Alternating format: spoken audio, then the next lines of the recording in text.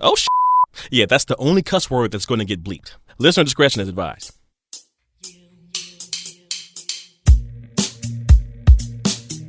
It's time to look outside of yourself and your own struggles and gain some new perspectives, because these folks are going there. Taboo topics are back on the table. Who the hell are you? Hey, I'm Joe. I'm LaJohn. And I'm Matt, and welcome back to the Going There podcast. And today, where we're going to go is into a discussion about capitalism. There's a lot of misinformation out there about how capitalism actually works, what socialism and other types of societies actually entail, and what all of those things have to do with living our everyday lives as Americans. And here to talk to us today is somebody who knows a lot about money. He's a lifetime financial advisor, Mr. Tom Hill. Thanks for joining us, Tom. Hello, Matt. Thank you very much. Hello, everybody. Hello. Hey there, Tom. Tom, before we jump into the discussion, give us a snapshot of who you are and what your life has entailed as far as the financial game. Well, I started as a financial advisor back in 1982 when I was just a kid. Before most of the people in this room were born. We're born, that's right. 1 year before I was born, actually. I was alive. I loved you. I thought you were the best in the game. And I worked for a number of different firms, some that I left and moved to others, and others that acquired firms that I was working for. So in spite of being like 15 years at one place, there were 5 different firms that I worked for, and I finally got tired of that. And in 2006, I opened my own shop, and I thought it would be, me and my desk and my computer and my telephone, and gradually it grew. And so we've just recently, I sold my interest in the firm, which is called Lighthouse Advisors, to my business partner. We've got a dozen employees, of which now I'm one instead of being an owner, and enjoying that quite a bit because I get to work from home and spend most of the day talking on the phone or over Zoom to my friends. We tricked you into doing a podcast to get free financial advice. This is fantastic. I was hoping you wouldn't figure that out. Oh, shit. Hold on. I should have said that at the end. That was supposed to be the... I'm actually kind of used to that, Matt. It's okay. I bet. So have you seen major changes or trends in that world, or is it more just about the market and how it changes? No, there have been real changes in that business. When I got started, you spent your first 4 months studying for your license, and if you didn't pass the test, you got fired. Fortunately, I passed the test. During those 4 months, you're supposed to build a list and then start smiling and dialing. And so that's what I did. And one day I got a hold of somebody who said, you guys are always calling me, trying to sell me stuff. Why didn't anybody ever say, hey, can I come out and get to know you a little bit and find out what you need? And the light bulb went on, and I said, okay, how about if I come out and have a cup of coffee and find out about what you need? And that kind of changed my life. And that's how you invented financial advising. I was the first one. And then Al Gore comes along and invents the internet. So, it really has changed from being a sales job to being an advice job. And, often I'm as much a social worker as I am a financial advisor. Or, looked at another way, a successful financial advisor has to be a good social worker and counselor too. Obviously, what we've seen is this big push of anything that seems anti-capitalist. It angers people who don't want to hear anything else because they think you're trying to destroy America. I think a lot of people also have a misconception that capitalism and democracy are the same thing. They're not necessarily the same thing. The governmental body is not the exact same necessarily as the economic. So capitalism, Tom, how would you define capitalism at its core? I think at its core, it's really about who owns the shit. Yeah. You know, that's what it's about. The official definition is, who owns the means of production. And that goes back to when we were primarily a manufacturing economy, or and even before that. But it's, who owns the various things that make up the economy. In communism, the government owns all that. In socialism, the government owns a lot of it. And or they manage it and disperse it at their discretion. Sure. And then, capitalism is, okay, people can own their home. People can own their business. They can start a business. They can own parts of other people's business, which is where people like me come in. So how they sell it to us growing up in school, LeJohn, how were you taught? This is what capitalism is. This is what makes America great. Your chance to do it on your own and get it on your own. The bootstraps type thing. That's how it was taught to me. That's how I understood it. Your opportunity to go out there and do it and get it. And, it's the free market. You work as hard as you want. You reap all of those benefits. Exactly. Nobody can put a cap on how rich you become. When you have those 3 jobs, you can put a new antenna on top of your trailer. You better believe it. Joe, how about you? Yeah, I guess same thing. Good answer. Looking for that antenna. We're all trying to get that second antenna. And that's right, as long as everybody has access to the same bootstraps. Now that's where the problem came in. There you go. Yeah, I just had socks with holes in it. Yeah. What are these boots? I just saw something where somebody had posted about how they paid off their $200,000 in student loan debt in 3 years, and if I can do it, so can you. And I'm reading about this and say, well, and my grandparents gave us a condo. Yeah. And we decided to rent it out and live with my parents so that we could take that rental money and put that. Well, hey, yeah, it's like you just need to work hard and be a child of rich parents. Yeah. I mean, isn't that how it works for everybody? Yeah. They call that the Lucky Sperm Club.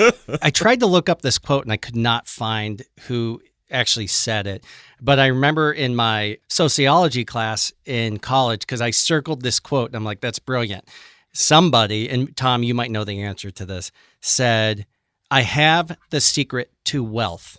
It is inheritance. I used to work at this studio in New York, and we would have people come in all the time. And the one guy promoting his book, Rich Dad, Poor Dad, Robert Kiyosaki, he was like, you're an idiot if you're going to get a job as a doctor or a lawyer. You just need to take $400 million and invest it into silver.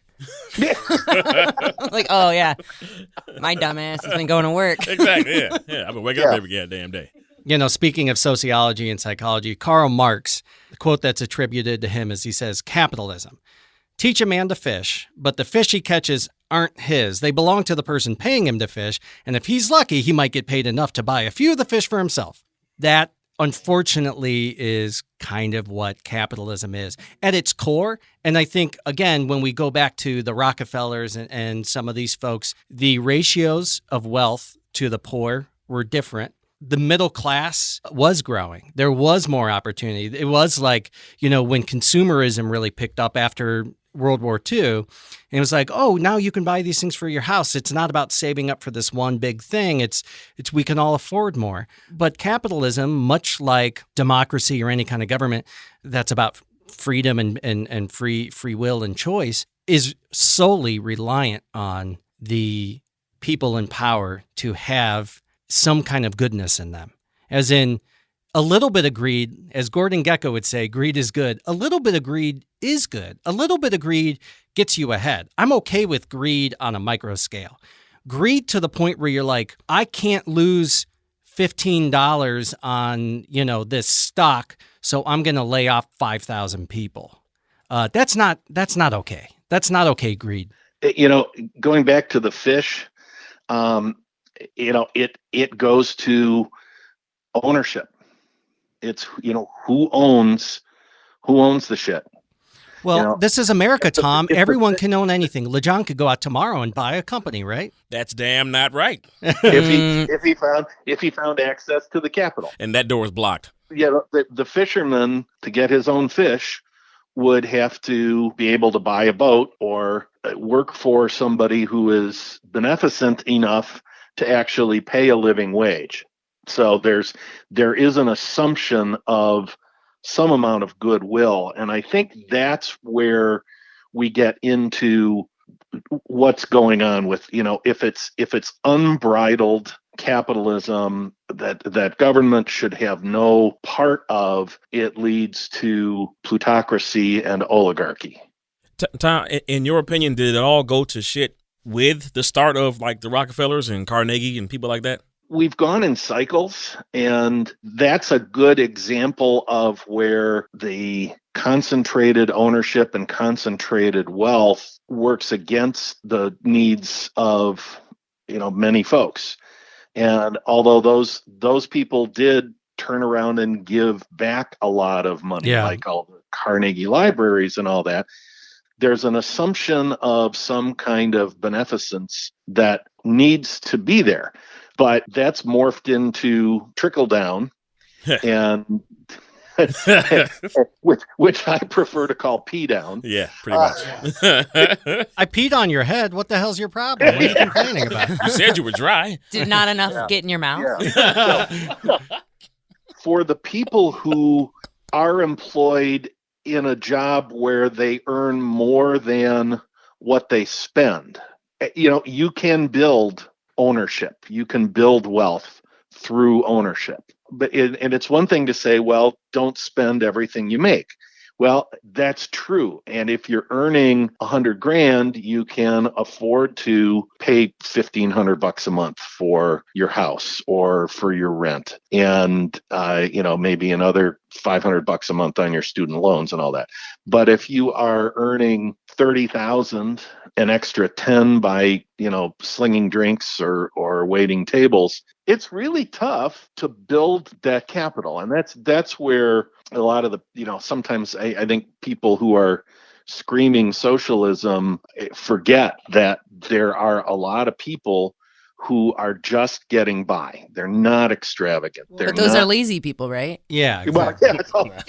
Can we debunk some things? Like, none of us want to work our asses off for somebody who doesn't want to work to get ahead, right? I mean, that's what they think socialism is. And not socialism, but socialism ideals within a capitalist economy, because we already have it. There's already public school systems. There's already Social Security. We already have these things put in place. It's to take care of the people who need help, like the elderly, like the sick, like children. It's not about, this guy wants to lay on a couch and smoke crack all day, so let's pay him money. And that's what they think. But it's funny because a lot of the people screaming, that's socialism, are the ones who are working 3 jobs and don't have 2 nickels to rub together. Wait, is that job over though, laying on the couch and smoking? Well, Tyler's taking that job mostly right volunteer work. Yeah. Now, if you're a volunteer crack smoker, that's fine. Yeah, that's you contributing to the community. We all have to do our part. So we're talking about kind of this benevolence within the system to make it work. So let's talk about when that doesn't happen. You're the owner of a media channel and you say, we don't want to show this because we don't agree with it. ISIS wants to put a commercial on and we're like, we won't run that. But then all of a sudden it gets ratings and they're like, well, the advertisers like it, so we're going to do it anyway. Morals and ethics go out the window when the dollar comes into play. There's not a lot of people who are willing to stand up to the mighty dollar and go, you can't buy my loyalty. You can't buy my integrity. And if they do, they are crucified by somebody higher up than them. Yeah. Everything and everyone has a price, if you ask me. LeJohn, what's your price? What's my price? $10? All depends on what it is. Most cases, it's $10. There's a story about the guy out in Vegas who sees this beautiful woman and says, hey, would you sleep with me for $1 million? And she goes, oh, yeah, I guess. And he says, well, how about $50? And she slaps him and says, what kind of woman do you think I am? And the guy says, we've already established that. Now we're just talking about price. Exactly. Amen. Exactly. And that's really how a lot of this works. The fear of quote unquote socialism is much more of a politically motivated scare tactic than it is a reality. Let's talk about how capitalism is failing. I think a good litmus test for capitalism is the ratio of salaries between the CEOs and the average workers.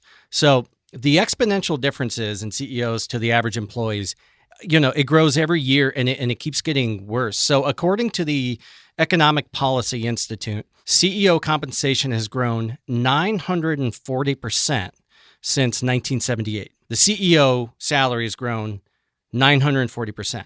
The typical worker compensation has only risen 12% in that time.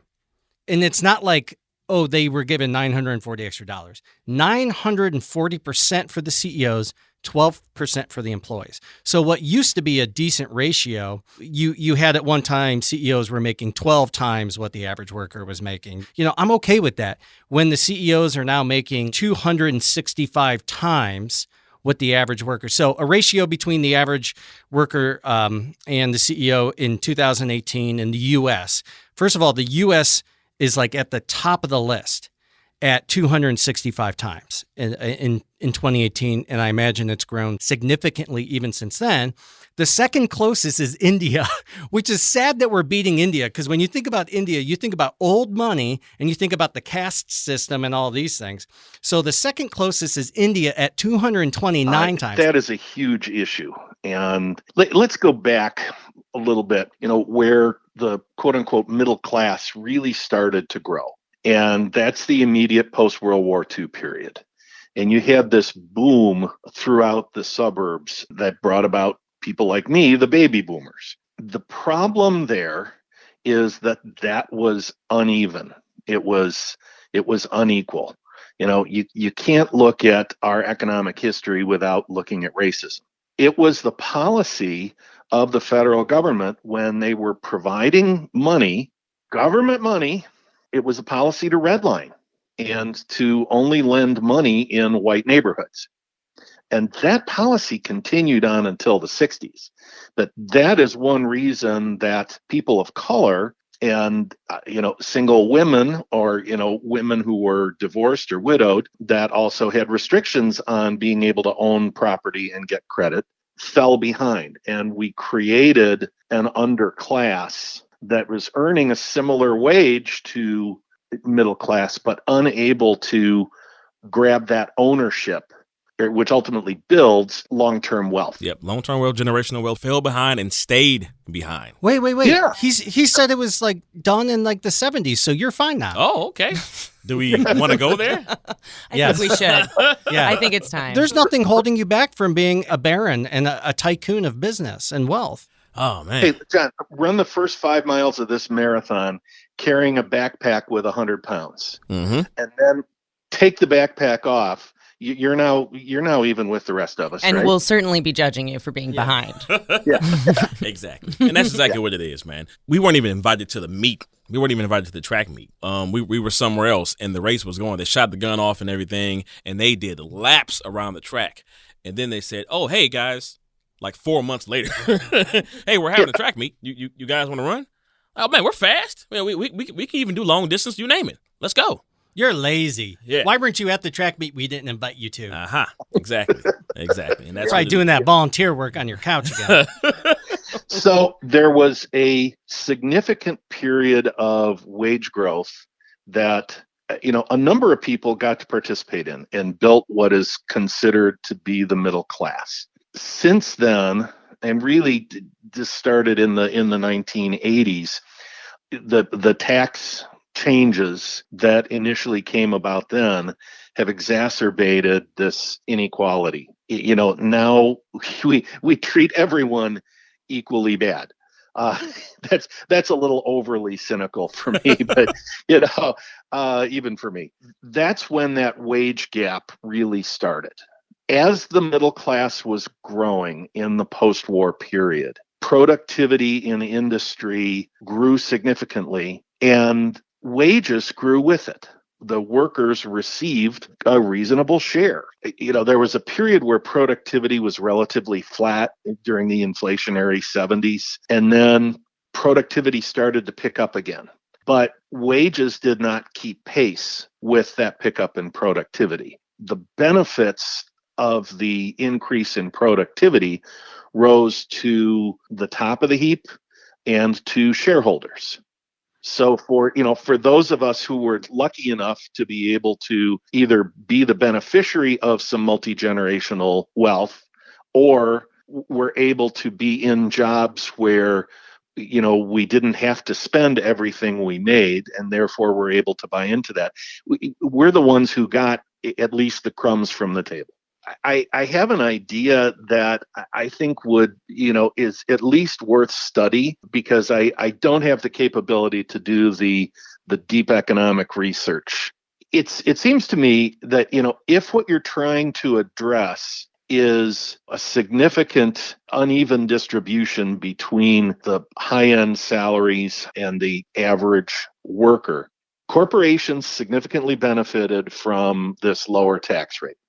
And we were uncompetitive with a lot of other countries. One of the most conservative economists that I know said, okay, well, they're talking about taking the tax rate from 21 to 28% on corporations. He said, really, a few years ago, if they had said, we were going to take it down to 28, we'd be popping the champagne corks. So who really thinks that the corporation tax rate was going to stay at 21? I would think that, okay, let's set a floating tax rate that depends on how much of a difference there is between the people at the bottom and the people at the top. If you are paying people so little that they need to get government benefits, government subsidies, tax credits that cost the government money, okay, let the corporation pay that into the government, or choose to pay it to the people themselves. So have a higher tax rate. The greater the distribution is, that, if your top end is making 200 times, because it's not just the CEOs, but it's the people who are aspiring to be CEOs that are executive vice presidents of, in charge of floor sweeping or whatever. I could get that job, maybe.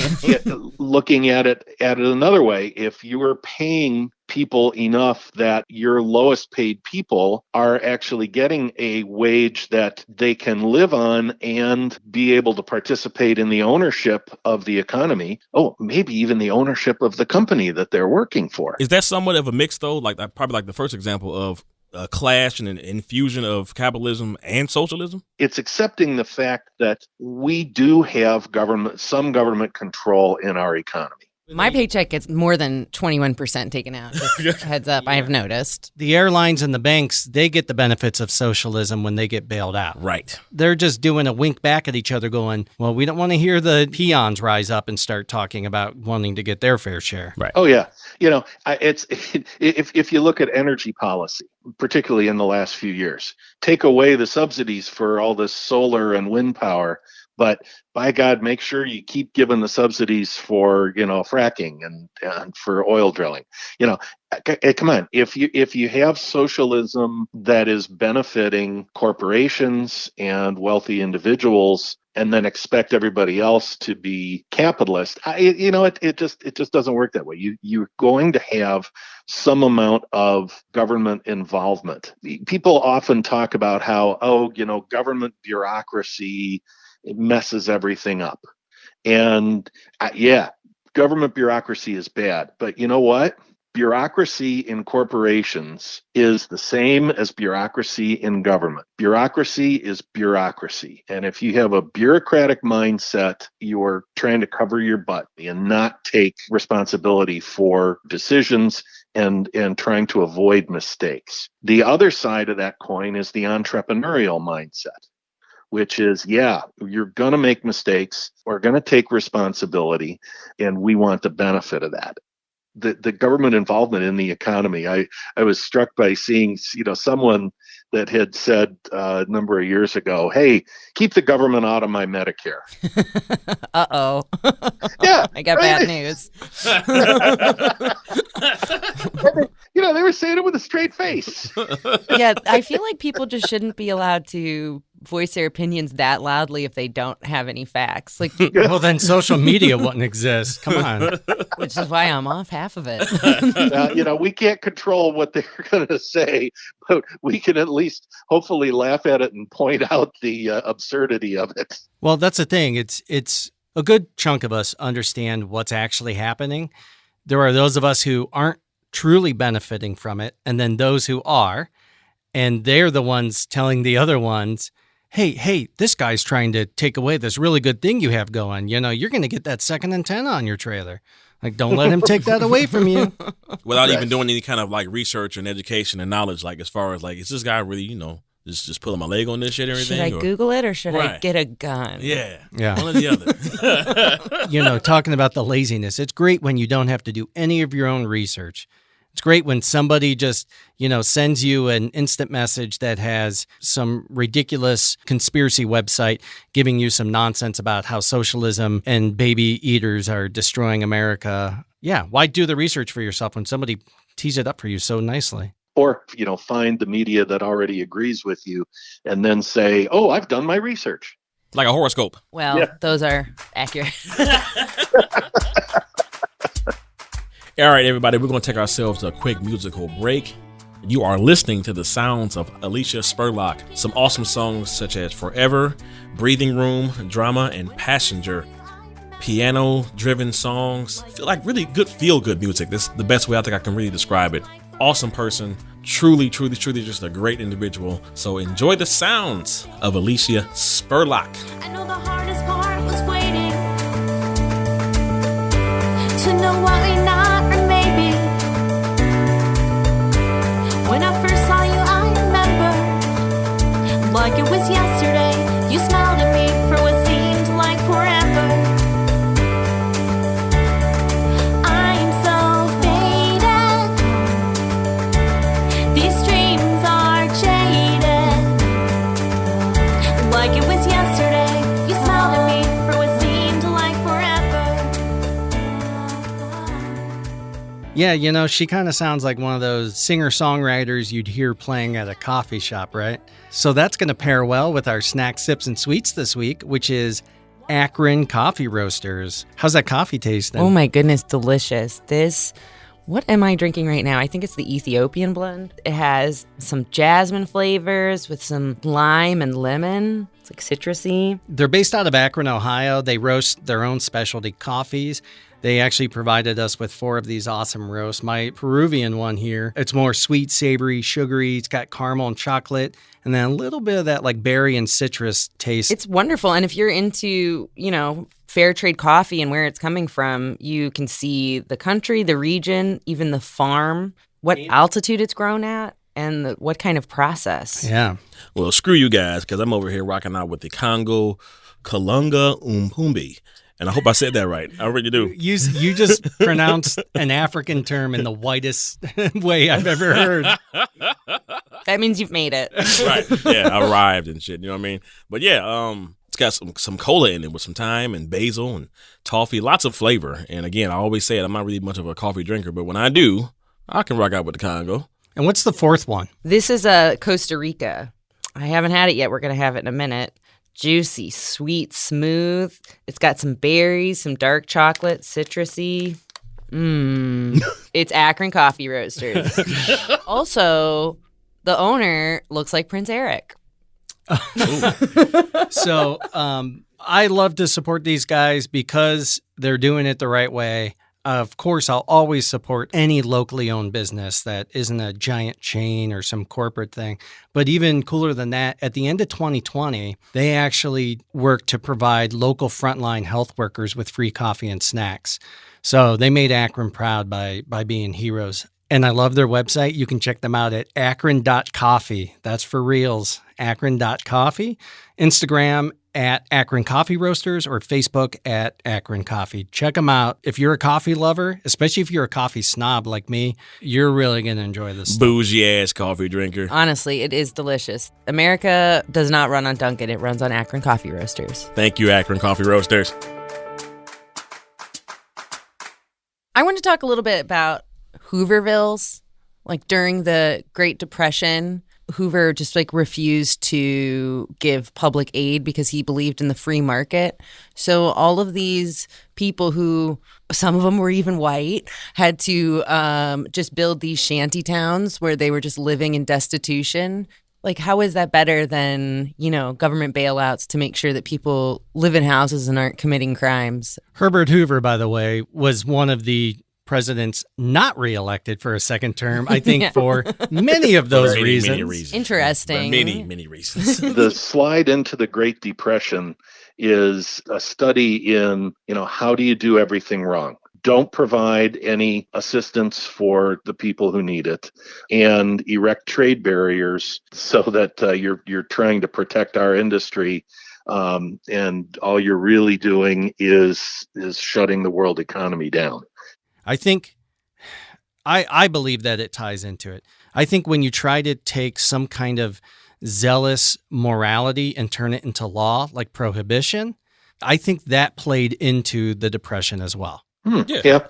That adds up, and that makes sense. And plus, and we're seeing, and the reason I bring that up is we're seeing that again today, when really it's some kind of veiled agenda that has nothing to do with morality. But when somebody tries to take something, the abortion thing, for example, that just creates civil unrest, and civil unrest turns into what happened at the Capitol, turns into a volatile market. It turns into all of these horrible things that we try to avoid, yet we don't realize we're creating when we do it. That's my opinion. I'm not saying the correlation is documented, but that's my opinion. Looking at the Depression and then what was the, ultimately the successful responses to it, which, partially was the New Deal and partially was war, sadly enough. Yeah. What is it good for? Everything. Everything. Economy. There was a lot of false there, but, once we got into World War II, that ultimately helped the economy. And it's, sadly enough, and I hope to hell we don't have to do that again. But a lot of what you're seeing today is the dismantling of that society that Roosevelt built in the New Deal. There's, so much of the protection that we have came about from that mindset that, there is a place for a centralized response to crises. And it's not even just like, let me help you, let me hold your hand all the way. It's like FDIC, right? Like keeping your money in your bank safe. Yep. That's something that I don't think you're in the wrong for when the government crashes, that the money's taken from your bank. You can't blame somebody for that. That makes me upset. Well, you still have people going, our money should be backed by gold again. Yeah. Well, and this trend towards privatization, I think, is harmful to us in the long run. The worst example of that, I think, is private prisons. When you have a financial incentive to put people behind bars, you're going to put people behind bars. And that's utterly immoral. You've got private armies, Blackwater, two of their people who murdered civilians get pardoned. A lot of people feel, okay, everything should be done privately. It should not, the government shouldn't have a place in that. And, the problem with that argument, I think, was, really brought to light by the total lack of any sort of coordinated response to the pandemic. We should have had, nationwide testing and contact tracing, but oh no, we'll let the states do that, but we'll make them bid against each other to get the equipment that they need to do it. It's like a bad stepdad. That was capitalism at its finest. That's called profit over people. The pendulum swings back and forth, and I suspect we have seen the anti-government pendulum swing as far as it's going to go for now. and will hopefully swing back, and that, that there is some amount of beneficence that then gets put back into society, into the economy. I'm also opposed to it going too far the other way. I don't want full government control. I want to be able to operate my business. I want to be able to participate in the success of some of these companies that are changing the world. Is that socialism? Well, and that's the thing. And this gets back to where the term socialism is being used as a political cudgel and is not accurately being used. I recall a futile Facebook conversation I had with somebody who's aligned with the tribe of the far right. They had posted something on their wall about, how awful this thing that Al Gore is investing in. He and business partners have been developing a computer program which allows for more efficient driving of trucks, and therefore, cuts fuel consumption. They say, why aren't they concentrating on making it less polluting? And, I pointed out, it's taking technology that you have, and if you can cut down on fuel consumption that way, you don't have to build a brand new engine yet. Or you can at least be saving, some of the negative impact on the environment until that new engine is there, or until that battery-powered truck is available. And one of the responses I got back was, "Oh, you commies are so gullible." That's doing your research. Yeah, right. I mean, it's like, I've been a freaking stockbroker for 40 years, for crying out loud. And that's what I mean, where the word socialism, it's been weaponized and it's not been accurately portrayed. I mean, there is involvement of our government in significant places in the economy. Our national defense is government run. It is possible for the pendulum to swing too far for government involvement as well. So I think we need to be careful to try to stay in that center area of the pendulum. It's like if you're going to turn your heat on all the way to 100 degrees, or if you're going to turn your AC on to like 12. Yeah. But maybe you could just do like 60. But even when the pendulum does like balance out, for those who are so far left behind, is there any opportunity for them to catch up? We need to create that opportunity. We need to be aware of our history and how we have failed those people and take proactive steps to change that. And that wouldn't really be a social program or even a private program. It would benefit both, right? Like if everybody is able to make money and pay for themselves, wouldn't the economy just grow more? Oh, yeah. I mean, because where are they going to spend the money? They're going to spend the money here, right? Like you were talking about with that balance, if we solely rely on the government to do it, one, we know they'll fuck it up. When somebody puts something good in a place, the next guy will come in and take it out. It is largely going to be dependent on the goodness and morality of individuals. And one of the things I want to talk about is the morality of the billionaire, and that of like some of these people who are billionaires multiple times over.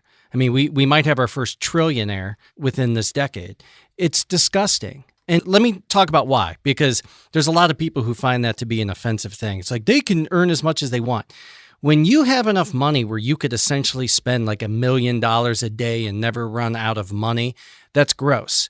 There's only so much you need to be taken care of and to take care of your family and still buy a jet and buy a boat. I'm not saying no one should be allowed to buy a private jet. No, fuck it. Buy a jet, buy your boats. They still would never run out of money. So like Jeff Bezos, I think, what was it, his ex-wife or whoever was like a partial owner of Amazon gave away several $1 billion. Right. Yeah. Mackenzie Scott. Yeah. There's and I was just looking for it, and I can't remember the name, but it's an agreement that a number of billionaires have signed on to to basically give away their money. But not to their employees. Right. To each other. Yeah. That's Yeah, there we go, giving it all away. So in her divorce from Jeff Bezos, she received a significant amount of Amazon stock. Amazon has gone up significantly this year.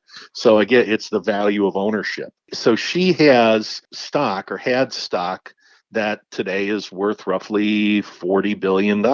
But she has given away almost $5 billion of that, which is great. But, and that probably makes her the most generous philanthropist. You've got Bill Gates and Warren Buffett, who have basically said, by the time I die, I will give everything to charities. Yeah, and a lot of these families gave away more than half. And it's not just American billionaires. So, I mean, I think especially American billionaires, that's important. But, the communist billionaires are also giving money.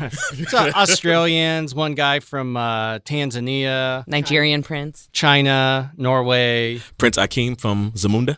Mm-hmm. I just looked this. It's called the Giving Pledge. Yep. It's a group of billionaires that are have pledged to give away all their money. How do I sign up to be a recipient? Yeah, right.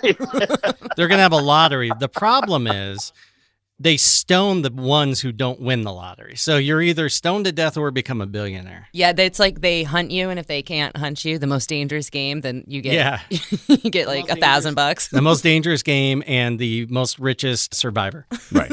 Which, like I said, man, it's just all about getting the access to it, getting an opportunity to be a part of it. And that's the part that frustrates me so much. I don't know what you're talking about. You and I are both playing on the same Monopoly board. Uh-oh. Okay, I see what you did there. Here we go. Now I'm about to go off. So everybody pay attention and listen real close. This is what it's like for those who don't dig it and those who don't really get, as far as when people of color, or the minorities, if you will, which I can't stand that fucking word, talk about the opportunities and the chances that they don't have or never had. The best example I can give is like playing Monopoly, a game that we have all played, a game that we all know. Imagine that we are all playing Monopoly, and here I am, the one black dude at the table, and I have my piece, you guys have your pieces and everything. Everybody has the same 2 dice. I have 1 die. When you guys roll, not only do you have your 2 dice and have an opportunity to move 12 spaces at the most, I only have an opportunity to move 6 spaces. You guys can go around, purchase property and all those things that come with Monopoly on the first time around. I have to wait that one time around in order to get my opportunities. Not only do I just have the 1 dice, sometimes when I roll, the dots are shaded out. That's what it feels like. I will never catch up. I don't care how long we can play Monopoly for 10 years. You'll always have those 12 chances to do more and go further in advance. And the 6 chances that I have on that 1 die, maybe, that's the best I can do. Well, and I was born with a get out of jail free card in my pocket.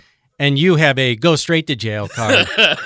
Exactly. Right. Yeah, and if you do start to get ahead, like, was it Tulsa, where it was a very rich black community? Sure. People will... They'll come tear it down. Yeah, and that space is on the board. Yeah. That space, I rolled, tear down your shit. It's my turn to tear down your shit. Yeah. Yeah. Well, and this is why it's not enough to say, I'm not racist. And it's not enough to just not be racist. It is crucial that we become anti-racist, that we become aware of the systemic racism that has been in our society and actively address that within ourselves and in society. Because the black community and the underrepresented communities will never get a chance to move forward if we don't stop and give them a hand. Essentially, it's like saying, hey, listen, we're not here to stop you, but we're also not going to help you. That's what saying I'm not racist and then doing nothing is to me. But our country's founded on racism and tobacco. Right, so yeah. It's deeply ingrained. Yeah, and that cotton stuff. Yeah. Somewhere along the way, there was a fear incorporated into it all. For instance, I can probably leave today and go get me a student loan that will get me a degree that will never be recognized anyway. Because once they see LaJohn Woods on the application, well, they'll think you're French at first. You have a chance, right? But once they see my name and actually see my face, oh, you from West Africa, right. and Exactly, right? So the student loan, that means shit. I can leave out of here and go get a car loan. The moment I pull off, we already know what happens to the car. If I want to get a house loan or a business loan, you mean something that can actually advance me and do something for my children and their children and so on and so on and so on. Mr. Woods, I don't. Wait a minute, I just left and I got the student loan. I just got the car loan. What's the problem here? I don't understand it.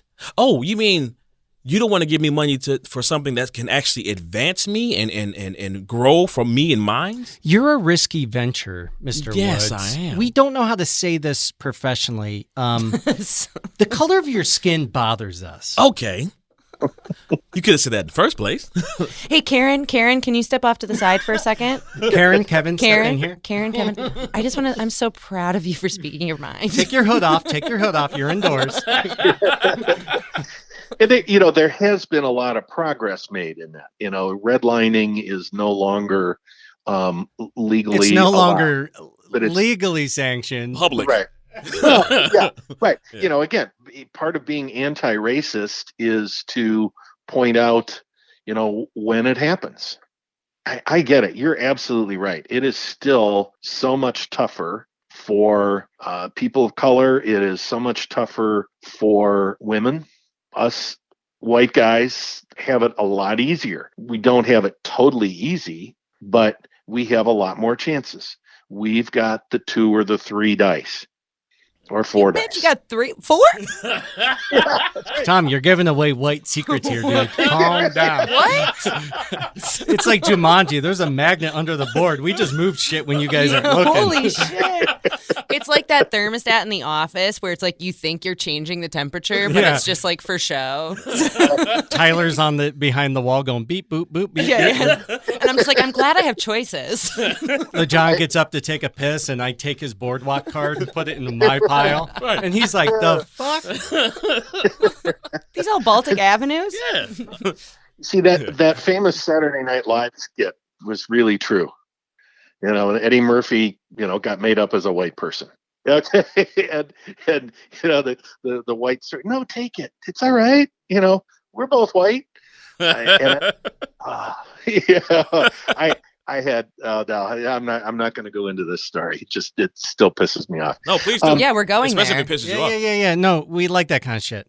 There was an organization that I was involved in, and we had to let the head of the organization go. And one board member was fairly close to him and was sort of acting as a negotiator on his behalf. And I was, among the leadership of the board, and I was kind of charged with sitting in a room and talking with this guy and working out what the exit plan was going to be.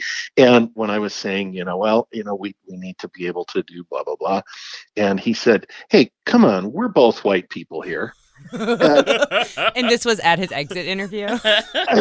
Well, it wasn't the director of the organization. It was the board member that was kind of acting on his behalf. And I actually got up and said, you know what, I really want this organization to survive.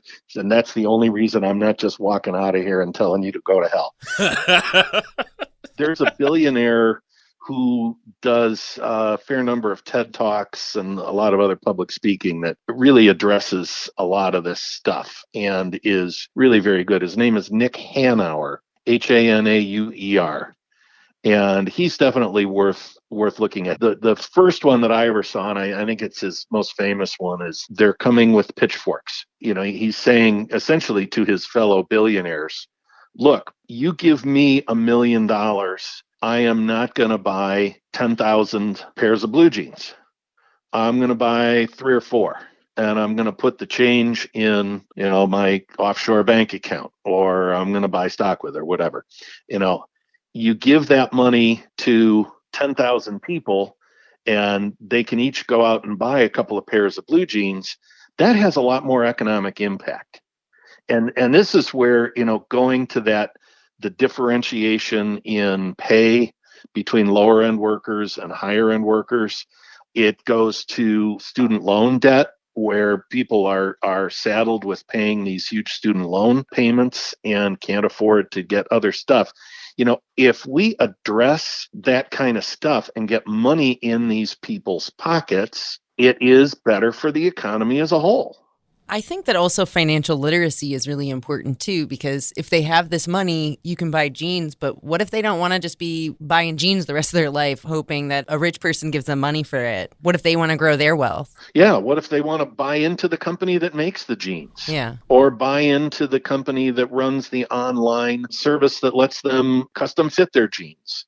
Or whatever. Absolutely right. Financial literacy, that's another whole subject that we didn't really get into. But, in a market economy, it's ownership that builds wealth. Well, and financial literacy is one aspect of it, but LeJohn could be the most financially astute person ever. When is he going to catch up? When is he going to stop treading water to the point where he can wade through? The point is, I remember it was on the news or something, and they showed this. It was one of the saddest things I've ever seen. And they're talking to this older guy. He's black, and he goes, "My kids aren't going to be rich. They're not good at basketball, and they don't know how to rap." And he wasn't being funny. No, he was being dead serious. In the black community, your ticket to wealth is some kind of celebrity through sports or through music or maybe acting or something. This is why I'm an actor. Because if you're trying to get ahead by investments and things like that, you might as well hold your breath till you pass out. Right. And speaking of financial literacy, I grew up in the Cleveland public school system. So when I got to college and when I got to a college campus where the black population was maybe 7%. And I'm taking these classes and they're dishing out terms and everything as far as the financial world. I'm sitting here like, this is fucking German, Cantonese. I have no idea what they're talking about. And then you ask for the definition, and then in the definition, they're all words that you also don't know. Exactly. Seriously. I mean, stuff that just has never been covered. I'm talking about simply really understanding how to write a check. Do you understand K through 12 that was never taught? Even then, like I went to suburban schools and you do learn how to write a check, but that's not financial literacy. That's how to write a fucking check to like give some money away, as opposed to being like, what's a savings account? What's a high yield savings account? What are timelines? How do you do stock? Exactly. What the fuck is stock? Yes. Like, so wouldn't it benefit the overall system that wants to keep a certain demographic of people down to not even teach them the shit in the first place? I mean, we don't control the school curriculum. I go there and I am taught what you want me to learn. Think about that. Yeah. Whatever I learn in school in this particular pocket of a school system, which has primarily brown and black faces, we're going to teach you what we want you to know. Damn. That sucks. And it's, it goes to a lot of the stuff that's taught at home as well. It's that multi-generational transfer of wealth that if your grandparents, even if they were working folks, if they had that financial literacy and passed that on, you are benefiting. A generation wants its children to be living better than they are. And we're entering the era where that is no longer necessarily the case. Oh, absolutely right. And it's not because this next generation is just lazy. And I think every generation says that about the youngins. Yeah. They're just lazy fuckers. They're trying to do that volunteer work on the couch. they're still shitting in their diapers. Oh no, who's going to buy my McMansion? Yeah. That actually is something in the long term that a free market does affect. It goes too far. You get these people putting hundreds of thousands of dollars into these suburban McMansions, and then they don't have a generation coming along that will be able to buy them. And what happens to them if they're not earning enough money, if they're having to pay most of their disposable income on student loans or on health care? Well, and there's the key Turn word. it into prisons. There's the key word, disposable income. Disposable income is what separates the classes. Because it's not how much do you earn, because what you earn is in context to what you owe, even if you're financially smart. If you're making six figures on the West Coast, you're not necessarily doing well, depending on what that number is and where you live. If you're making six figures in Northeast Ohio, you're probably doing okay. It's all about that disposable income. And I mean true disposable income, not I just decided not to pay my bills this month and go get a PS5. I mean true disposable income. I actually want to go around because you're talking about a generational thing. I'll share mine first. I was always taught to save. It was like spend a little, save everything else possible, after you've paid your bills. So I was actually raised very financially responsible. Had I not been raised that way, I probably wouldn't be where I am today. So I have gratitude for the fact. In fact, my parents were stingier than I am now. I've decided as an adult there's a balance with I want to enjoy life, not in my last maybe 5 years, while I have my savings, because I might not even make it that long. So one of the investments that I've decided to make, it's an emotional investment, vacation, memories. Memories do last forever. Lindsay and I have gone on so many vacations, and that to me is so much more important. But we only do that if we're able to still put money in savings simultaneously or invest it in our retirements. Anyway, that's my story. That's how I was raised, but I had an advantage. We were by no means rich. I think we were actually lower middle class at best, but we were white, so we had a leg up.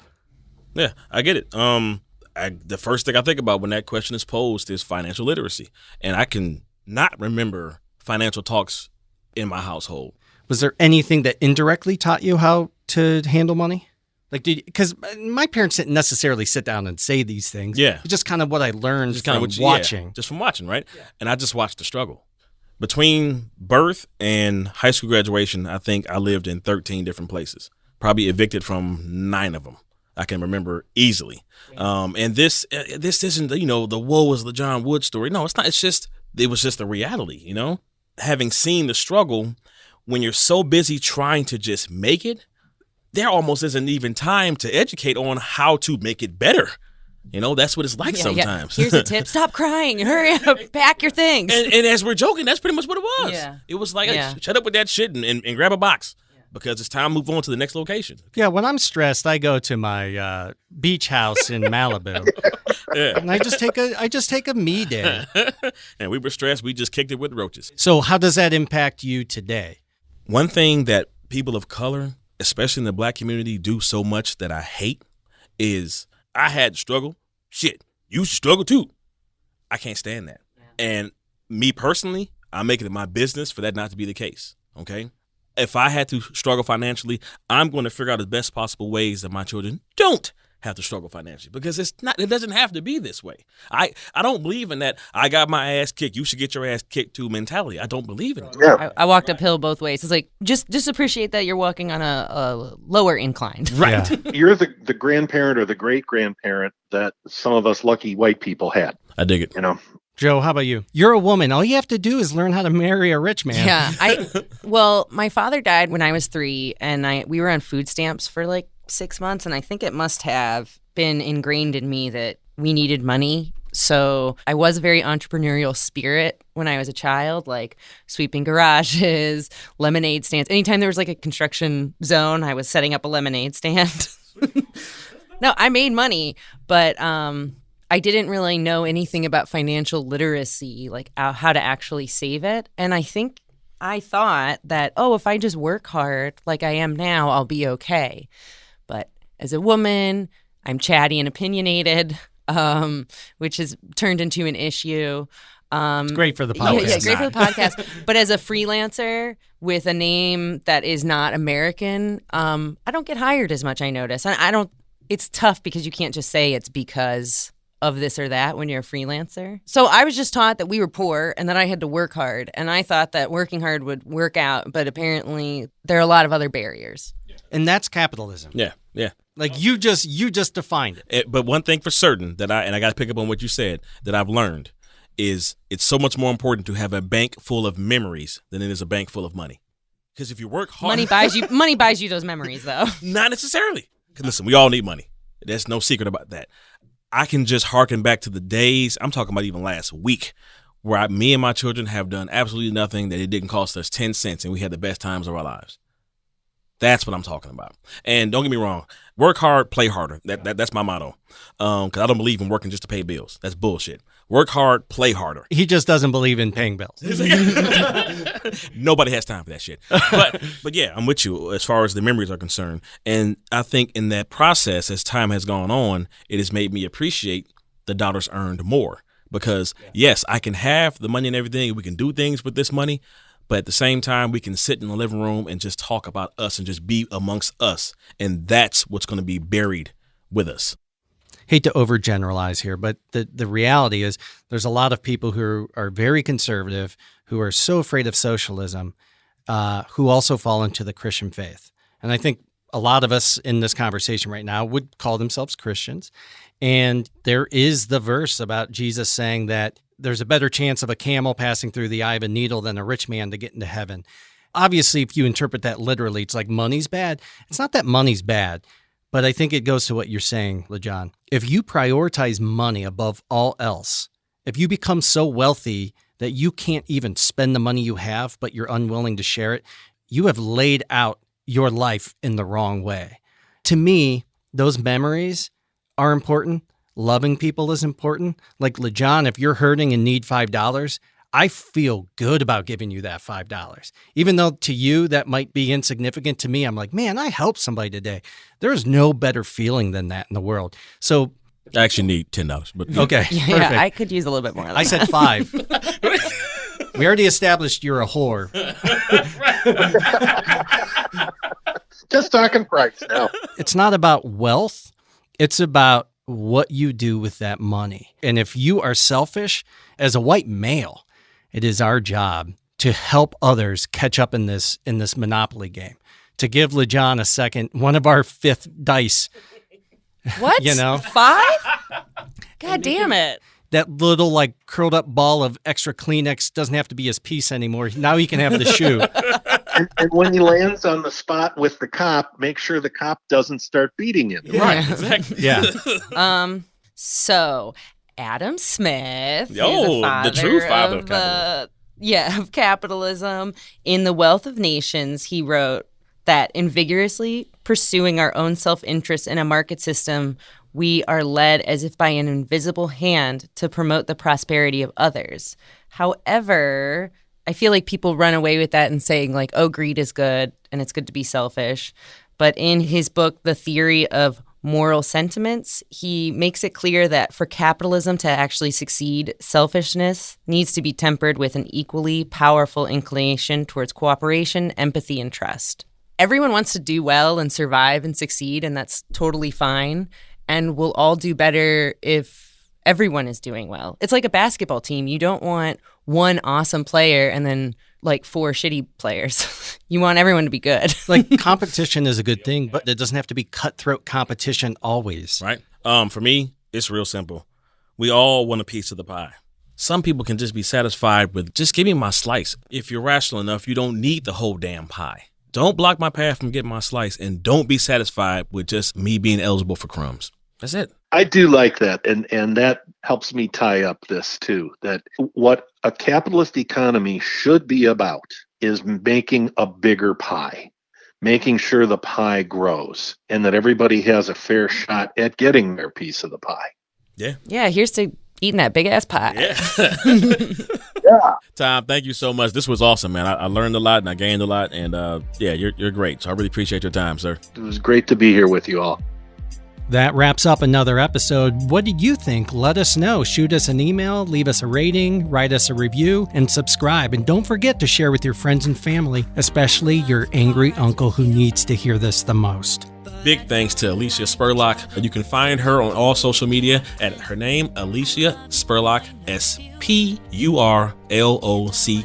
a pop artist and heavily inspired by Taylor Swift. That's Alicia. And thanks again to Akron Coffee Roasters for the awesome caffeine fix of the day. You can go to akron.coffee, Instagram at Akron Coffee Roasters, or Facebook at Akron Coffee. Thank you, Akron Coffee Roasters. Thanks, Prince Eric.